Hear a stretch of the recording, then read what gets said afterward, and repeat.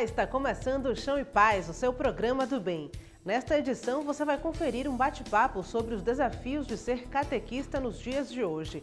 O sentido desse trabalho permanece o mesmo, mas a forma de apresentar a pessoa de Jesus Cristo às crianças mudou, assim como a linguagem e os meios que despertam a atenção delas. No programa de hoje também trazemos depoimentos de ministros extraordinários da comunhão, pessoas que recebem dos sacerdotes uma missão fundamental. O Chão e Paz está no ar. O catequista tem uma missão estratégica na igreja: apresentar a pessoa de Jesus Cristo de forma interessante para crianças que recebem hoje uma série de estímulos audiovisuais e digitais. O coordenador da Pastoral Catequética, Padre Alberto Montealegre, conta quais são os desafios para cumprir essa missão. No próximo domingo se comemora o Dia do Catequista, dia 31 de agosto, e é sobre isso que eu converso agora com o coordenador da Pastoral Catequética, o Padre Alberto Montealegre. Tudo bem? Seja muito bem-vindo aqui ao programa Chão e Paz. Obrigado, é um prazer estar aqui falando um pouco sobre a nossa catequese na nossa arquidiocese, neste dia tão importante que é o dia das catequistas, né? Pois é, e aí a gente, para começar esse bate-papo, padre, eu queria que o senhor falasse sobre as atividades, né, que envolvem o trabalho, o dia a dia do catequista.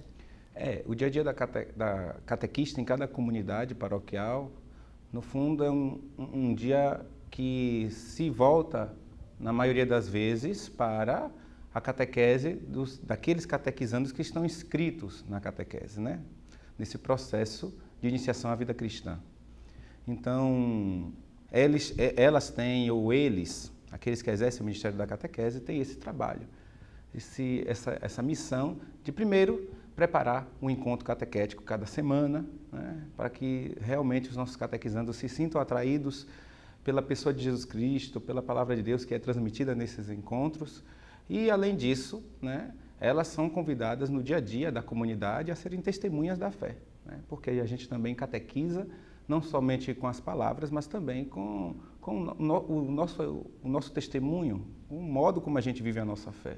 Então, as catequistas também são convidadas justamente a viverem esta fé de modo intenso, verdadeiro, e assim catequizar não somente com os encontros de catequese, mas também com o seu testemunho. O catequista tem um papel multiplicador, né? O senhor falou uma coisa interessante, que é fazer com que a pessoa se sinta atraída por Jesus Cristo. Tem sido difícil conseguir esse objetivo? É muito complicado porque a pessoa de Jesus Cristo, ela sempre atrai. Quando a gente apresenta ela de um modo autêntico, de um modo verdadeiro, como ela deve ser apresentada. No entanto, né, quando não se é apresentada a pessoa de Jesus Cristo da maneira mais correta e mais atraente, é claro que outras realidades da nossa sociedade irão atrair mais do que a pessoa de Jesus Cristo. Então, a catequista tem essa missão justamente de poder apresentar a pessoa de Jesus Cristo de modo muito atraente.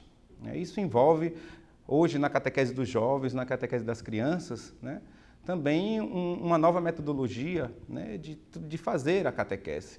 Essa metodologia, é claro, deve vislumbrar não somente uma catequese de ensinamento de doutrinas, mas uma catequese que possa fazer com que os nossos catequizandos tenham essa possibilidade de, ao longo dos encontros, irem fazendo essa experiência com a pessoa de Jesus Cristo. Hoje se fala muito de vivência na perspectiva catequética, a vivência da fé. Então, não basta a gente apenas falar da fé, mas é preciso a gente viver. E é esse o trabalho da catequista, ajudar os catequizandos a vivenciarem a fé. Essa questão da globalização, né, de um mundo cheio de informações que circulam de uma forma muito rápida, isso interfere com certeza na forma como essa pessoa de Jesus Cristo é apresentada. Então, isso está nessas metodologias que o senhor citou.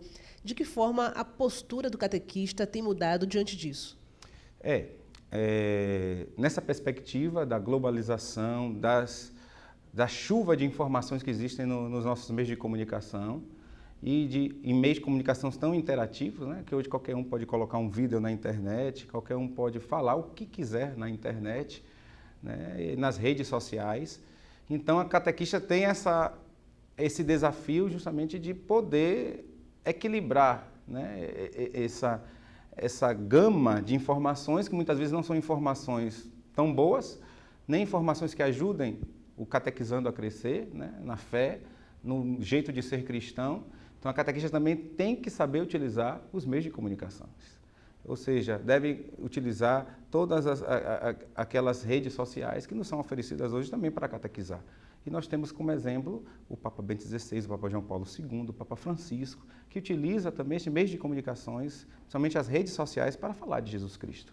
Então, hoje a minha catequese, a metodologia do catequista deve também vislumbrar esses diversos instrumentos que a modernidade hoje nos oferece. No próximo domingo acontece em Salvador a Jornada dos Ministros Extraordinários da Sagrada Comunhão. A proposta é discutir o tema Igreja, Casa do Pão que alimenta e dá sentido à vida da comunidade. Com essa inspiração, a equipe do Chão e Paz ouviu depoimentos de pessoas que prestam esse serviço. E o resultado você acompanha agora. A missão deles é desafiadora: levar a Eucaristia a fiéis em igrejas, capelas, hospitais e lugares onde o sacerdote não possa fazer isso. A função tem no nome o conceito que deixa claro o caráter temporário da tarefa. Afinal, são eles ministros extraordinários da Sagrada Comunhão. A escolha é feita pelo sacerdote de forma criteriosa. O ministro de Eucaristia é também uma pessoa de oração, é um adorador, não é? Porque ele tem contato com aquilo que a igreja tem de mais sublime, que é a divina Eucaristia, o corpo, o sangue de nosso Senhor Jesus Cristo. E depois a formação contínua, a formação ética, a formação moral, etc, etc. São pessoas como Dona Mercedes de Carvalho, paroquiana da Igreja de São Pedro, onde serve a comunidade 3 vezes por semana nas celebrações. Quem a vê em ação não imagina a surpresa que o convite para ser ministra extraordinária da comunhão lhe causou. De início não queria não, eu dizia, não sou digna, mas o padre me convenceu que nós não somos dignas, mas Deus é misericordioso.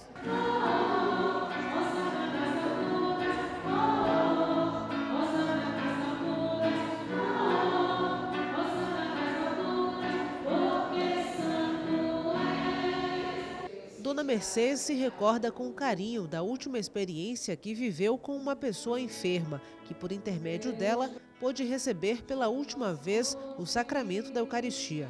Eu me sentia muito bem. Essa criatura mesmo, a gente cantava muito juntas. Ela ficava muito alegre no dia que ela foi para o hospital. Por um acaso eu estava aqui na igreja e alguém me chamou. Quando eu cheguei lá, que ela me viu, poxa, ela na hora de estar indo para o hospital, e ela realmente não voltou, mas recebeu a Eucaristia naquela hora. Exercer esse serviço litúrgico traz alegria aos ministros extraordinários da comunhão, mas também responsabilidade. Paulo atua na paróquia Nossa Senhora da Vitória e é cuidadoso na preparação diária para a missão que abraçou há 2 anos. Procuro ser digno de levar essa Eucaristia. E também isso tem sido muito rico, porque dessa vez fomos eu e minha esposa conduzidos a ministro. E é com muita alegria que a gente serve. Eu digo que nós não somos ministros da comunhão, nós somos ministros de comunhão. Levamos a Jesus, trazemos a igreja próximo aos doentes. Para Zuleide, colaboradora da Igreja de São Pedro há 18 anos, o convite para ser ministra extraordinária da comunhão foi algo natural e a resposta dela não poderia ser outra. Quando Deus me chama, é difícil você dizer um não, né? Deus chama, a gente diz sim, porque a gente acredita que Ele não chama aqueles capacitados, mas Ele capacita aqueles que Ele chama. Não que eu já me sentisse assim, tivesse a altura do serviço para que Ele estava me chamando, pela responsabilidade, mas confiei simplesmente nele. Funcionária da Igreja de São Pedro, Carla resume o significado de ser ministra extraordinária da comunhão. Luana, a gente aprende que Deus não escolhe capacitados, Ele capacita quem Ele escolhe, né? E é em decorrência do batismo da gente, quando a gente assume realmente o compromisso com a Igreja de Jesus e a graça acontece.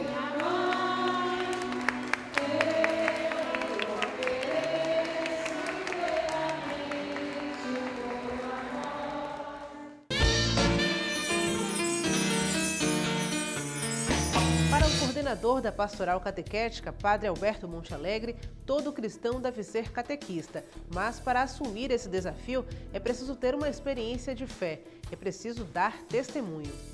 E o senhor avalia que todo cristão pode se tornar um catequista ou é necessário ter algumas características específicas?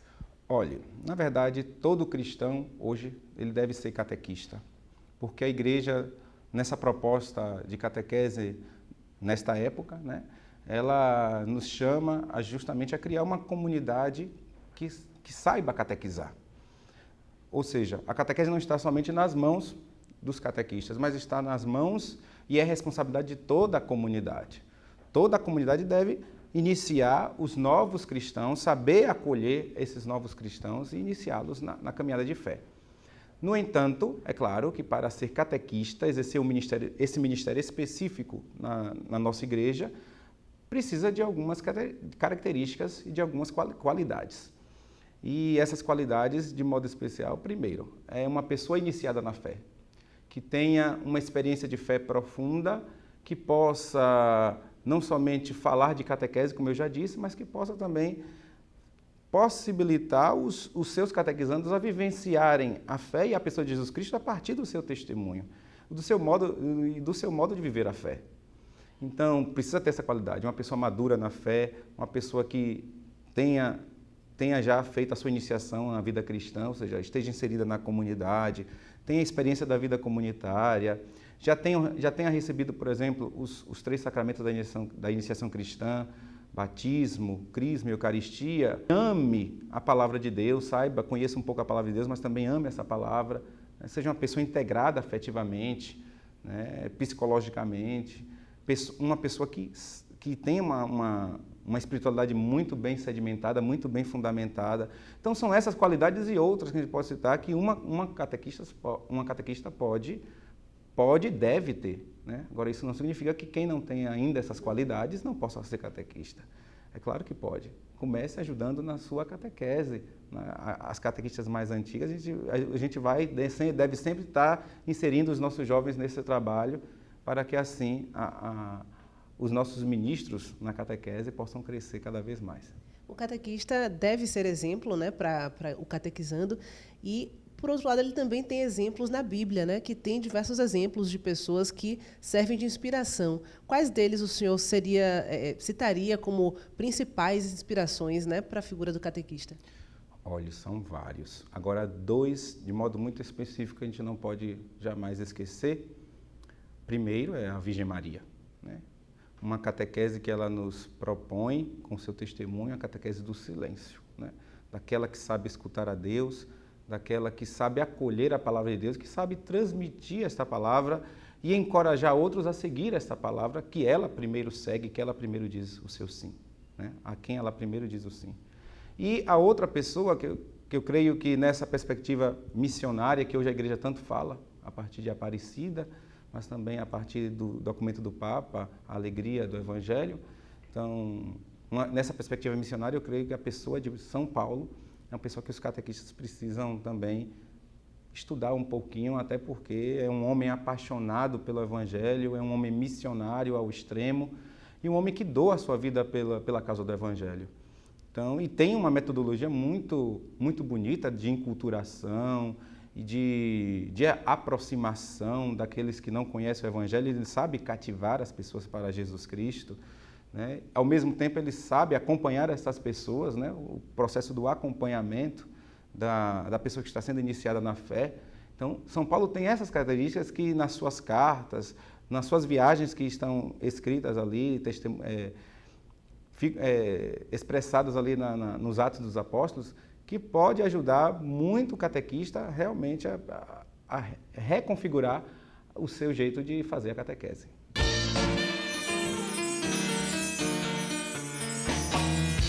Coordenador da Pastoral Catequética, Padre Alberto Montealegre, lembra que a missão das pastorais não deve se restringir à iniciação, mas também fazer o acompanhamento das pessoas que já estão inseridas na comunidade. E pensando do ponto de vista das pastorais, que recomendações o senhor faria para que elas atuassem de forma mais ampla dentro das comunidades? as pastorais da nossa igreja, na verdade, ela deve ter sempre essa dimensão catequética, que é essa dimensão não somente de iniciar na fé cristã, né, aqueles que não foram iniciados, mas também a missão de acompanhar, como eu dizia, que a figura de São Paulo pode nos ensinar bastante, de acompanhar aqueles que já foram iniciados, para que eles possam aprofundar a fé cristã, né? Aprofundar essa vivência com Jesus Cristo. E aqui está o problema, né? Hoje na nossa igreja. Nós temos católicos que estão engajados nos trabalhos pastorais, mas apesar de terem sido iniciados na fé cristã, eles não continuam este aprofundamento. E por falta, na maioria das vezes, de acompanhamento. A comunidade não sabe acompanhar aqueles que já estão inseridos nela, que já estão comprometidos com ela. Aí, é claro, corre-se o risco dessas pessoas se desviarem, como a gente está vendo a questão de vários católicos que passam para as seitas porque não fizeram esse caminho de aprofundamento na fé ao longo, né, da sua caminhada dentro da comunidade. Então, as pastorais elas devem ter essa dimensão catequética que deve favorecer justamente não só essa iniciação, mas esse acompanhamento a partir desta apresentação da Palavra de Deus, a partir da condução dos diversos fiéis, dos seus diversos membros, para fazer essa experiência, essa vivência com a pessoa de Jesus Cristo. E o que o senhor diria para cada agente, né, que pode estar nos assistindo nesse momento aqui no Chão em Paz, para buscar esse aprofundamento, né, com motivação para isso? A primeira coisa, eu digo, invista na sua formação, né? Como a gente precisa, tanto as nossas catequistas, e é esse o nosso papel enquanto pastoral catequética, né?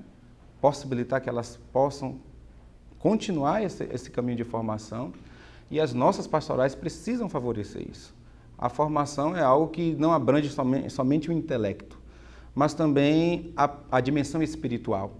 Essa dimensão espiritual que muitas vezes ela para no tempo e às vezes não se desenvolve por falta de possibilidade e perspectivas que nos é oferecida a partir desses encontros de formação, né?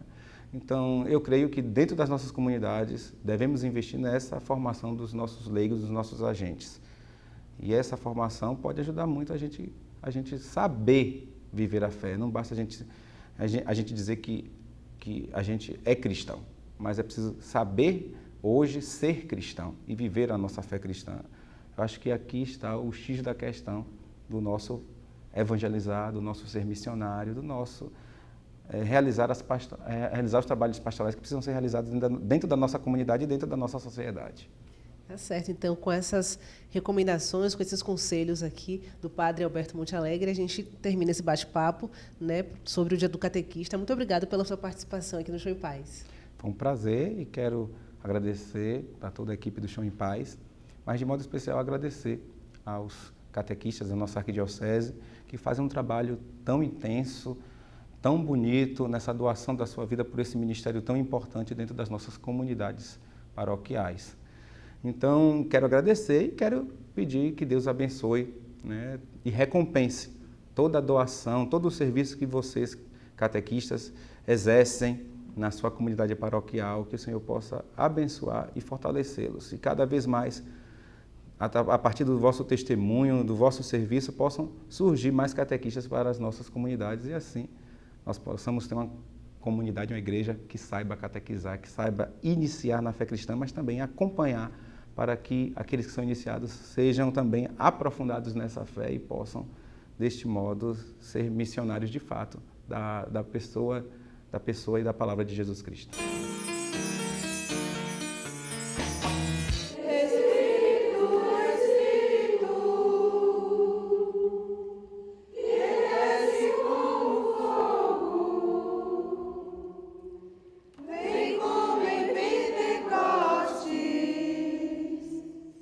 Um dos primeiros passos da oficina de oração e vida é a invocação do Espírito Santo. Antes, o grupo faz um exercício de silenciamento, conduzido por orientações gravadas em CD de Frei Inácio, sacerdote capuchinho, fundador dessa metodologia. Estirando e movendo os dedos.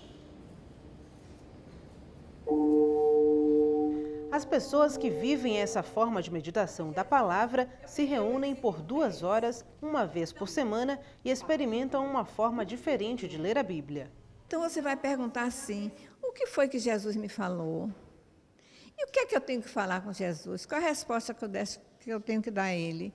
E depois você tem que dizer qual é o compromisso que eu vou fazer com Ele. Então, são 3 perguntas que faz o entendimento melhor da Bíblia. Nós somos pessoas que recebemos esse aprendizado do Frei Inácio e com a mesma vida que ele passou para nós, a gente quer passar para os irmãos conhecerem Jesus.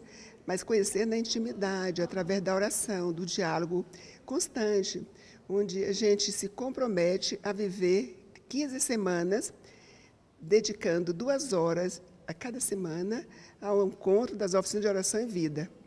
Qualquer pessoa pode participar das oficinas. A única exigência é o compromisso com a proposta apresentada, a começar pela pontualidade. Os encontros acontecem no Convento Santo Antônio dos Frades Capuchinhos, na Piedade. Ao entrar, o participante se depara com o claustro, onde se pode apreciar imagens que inspiram o clima de oração. O pão nosso de cada dia nos dai hoje. Perdoai as nossas ofensas, assim como nós perdoamos a quem nos tem ofendido. Não nos deixeis cair em tentação, mas livrai-nos do mal. Amém. A disciplina é uma das qualidades estimuladas aqui. A leitura desinteressada da Bíblia é outra característica desses grupos, ou seja, a ideia não é buscar soluções para problemas ou verdades e doutrinas, mas sim abrir os canais para que o Senhor se manifeste para cada um. É a partir dessa vivência que o trabalho pastoral é incentivado. Através da Bíblia, Deus nos fala, e Ele nos fala ao coração. Então, eu me coloco diante dele, ele me fala e eu respondo com uma modalidade de oração que a gente aprende a cada semana uma modalidade diferente. A meditação acontece de forma individual, mas também a partilha, com testemunhos daqueles que se sentem chamados a dividir com o outro a própria experiência. Aí perde, mas tem que procurar encontrar, até encontrar. A gente pega, mas tem que ir atrás do perdão do Pai. Olha, gente, vocês perceberam a misericórdia do Pai nessas 3 parábolas? A minha relação com a Bíblia é a palavra, é o encontro da minha fé, ou seja, é o encontro que é muito misterioso, porque para você encontrar a fé, esse mistério você tem que diariamente pedir: Senhor, ajuda-me a ter fé. A oficina de oração e vida sugere que durante a leitura as pessoas substituam os nomes próprios que aparecem na Bíblia pelos nomes de quem lê a mensagem. Assim, cada pessoa se vê de forma mais direta em diálogo com Deus. E a oficina é chamada de Oração e Vida porque ela é realmente uma escola de oração, porque nós vamos aprender a tirar a palavra de Deus da Bíblia e colocar na vida, e é chamada de vida porque diariamente o oficinista vai usar a Bíblia, tirando os conhecimentos da Bíblia e colocando em sua vida. Me indicaram, eu vim, estou satisfeito, estou aprendendo mais a usar a Bíblia agora nessa oficina.